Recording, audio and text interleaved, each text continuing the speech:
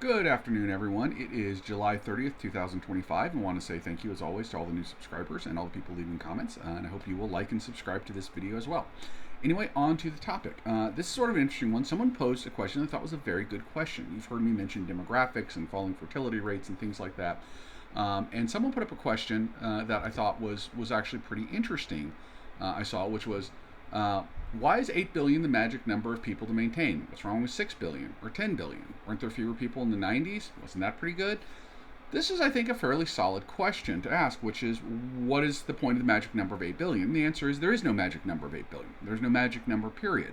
The reason that demographics and fertility decline matter is it has to do with not only population growth, but also population structure, namely the age stratification of global population. Since he's putting numbers out in the billions, we're talking at the global scale is how his question is formatted, so I'm going to answer it from a global perspective. So let's take a look at this. There's two kind of key ways we got to look at this. First way we're going to look at it is from the government social safety net spending, or social welfare spending model. Basically, you have three phases. This is obviously oversimplified, but you have three essential phases in your life from a government social welfare spending model. Phase one is childhood. At this point, you are a net drain on government resources. They're spending money on your education. They're spending money. There's all kinds of children's health insurance programs, after school programs, and school lunch programs. School is not only for education, it's also a major way by which we deliver various social services to children, mental health counseling, all kinds of things like that. It's a way we detect for child abuse and so forth and so on. So there's a lot going on in school besides education from a social services perspective. Whether you think that's good or bad, or leave that up to you, but that is the reality of what goes on. At that point, the government is spending a lot of money on you, and you are generating no economic activity, which is taxable unless you are putting nothing into the system. You're purely taking out. That's okay, however, because what the government is doing is they're investing in you. You are going to then you're going to become educated. As you become more educated, you become more value add.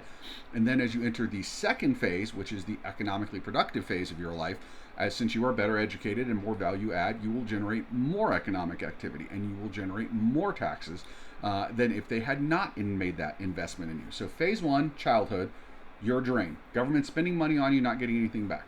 Phase two is now you're economically productive. This usually kicks off anywhere from age 18 to 25 for most people. You will then be in this range for roughly 40 to 45 years for most people. Some a little more, some a little less. Most people can land in that 40, 45 year range. During this range, you will start out being only minimally economically productive. This is when you're a young worker, but you are spending everything you get, so you're doing good on the consumption front, and you're, of course, paying some taxes. So you're putting a little money into the government social welfare funds. As you get older, you will get more and more productive, and you will have higher and higher value add, and you will put more and more money into the government. Right now, for me at my age, I'm about to turn 46 in a few weeks, I'm sort of at my peak of productivity. I'm paying a truckload of taxes. I'm generating a truckload of economic activity. I am the guy who is really, carrying the load right now. Obviously, I was the child first, and I did the young worker phase. Now I'm sort of in peak worker phase. Over the next 20 years, I will slowly decline. I'll still be pretty value add, still be pretty productive. But probably the next 5-10 years will be the most productive phase of my career. And then after that would be a little bit of decline. And you can look in the data and you'll see that people start declining in productivity in their mid to late 50s. And then it doesn't tend to matter and then more so in their early 60s. It tends to not matter much from a government perspective because, yes, you are declining, but you're declining from your absolute peak. It's not like you're at the bottom going down, you're at the top going down. So by the time you start getting into retirement age, 65, 66, you're still at least moderately productive and you are generating moderate amounts of tax revenue for the government. So that's phase two. Phase two is you're productive, and it goes like a kind of a bell curve shape. Then you enter phase three. So again, phase one, childhood, you are a net drain. You are a drain. Resources are going in, nothing's coming out. Phase two, productive life, which is the longest phase, you are a faucet. You are generating revenue. You are generating money. You are filling the coffers. Phase three is retirement. Phase three, you become a net drain again. This happens to all of us. It will happen to me. It will happen to you. It happens to everybody. At that point, the government starts spending a lot of money on you. There's pensions, Social Security, Medicare, whatever. There's all kinds of programs for senior citizens, housing assistance, and all types of other things. as all of those go in, you are no longer economically productive. You are not generating much tax revenue. You're generating very little economic activity from a productivity standpoint. You still do some consumption. You still pay some taxes, not a lot. But by and large, you have gone from a faucet to a sink. Instead of money coming out of you and going into the government, money is now coming out of the government and going into you. Now, you will, of course, people will, of course, argue in the comments, but I paid into those systems. Yes, you did. I fully understand that. You paid into those systems, and now the system is paying back to you.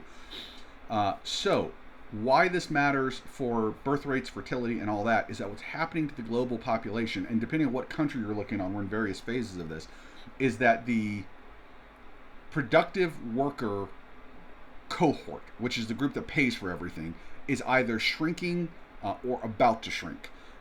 The childhood phase, which is the phase where we make the investment, is shrinking pretty much everywhere, and in some cases like China or South Korea, shrinking dramatically. The senior phase, the retirement phase, where you are, again, government's putting a lot of resources into you and getting very little back, that group is expanding all over the globe, and in some places expanding very quickly, like China. Russia's another example, expanding very fast there. Russia's overall population is shrinking, but they're also getting older. So remember, a shrinking population is almost always an aging population. So what happens is our social welfare math is all based on the idea that we have more money coming in than we have going out. So as the group of people who the money is going out to gets bigger and bigger and bigger and bigger, and the group of people who the money is coming in from gets smaller and smaller and smaller and smaller, what you have is a social welfare system that becomes unsustainable. The United States is basically already there. Our Social Security already pays out more than it brings in tax revenue. What has kept Social Security solvent is interest being paid by other government agencies who borrowed money from the Social Security Trust Fund, back in days of yore, and they are paying it back with interest, and as such, that profit is what is keeping everything going. That is going to terminate in a few more years, roughly 7 to 8 years. And then we're just going to have money coming out, and the trust fund will be depleted completely. So we're already there. We haven't felt the effects yet, but the writing's not on the wall. The die is cast. So to that question, why does that 8 billion magical number? It's not a magical number. What matters for all this fertility is that we can't pay for the social welfare state much longer. This is a huge problem in many European countries. It's utterly impossible in Russia. It is a massive problem in China, and the United States is careening headlong toward it.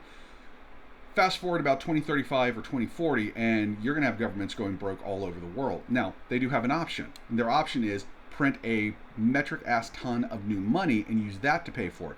Great solution, right? Just print the money. Problem, inflation.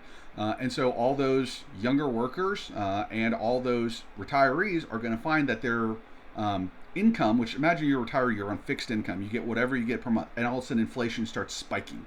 And I mean, it starts going up. Your pension is being rapidly devalued as that's happening. Now, I understand there are COLAs, cost of living adjustments. COLAs typically lag inflation. If the inflation goes up a lot, then they lag inflation a lot. So the senior citizens who we are going to be inflating our currency so that we can continue to pay for them will in the process be getting poorer and poorer because of that inflation. The thing that solves their problem creates a whole new problem that's almost as bad. So yes, we have problems on it.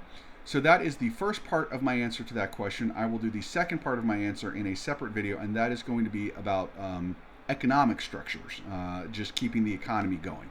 So all right, I hope everyone enjoyed it. Please like the video if you did, and I hope you hit subscribe. Bye-bye.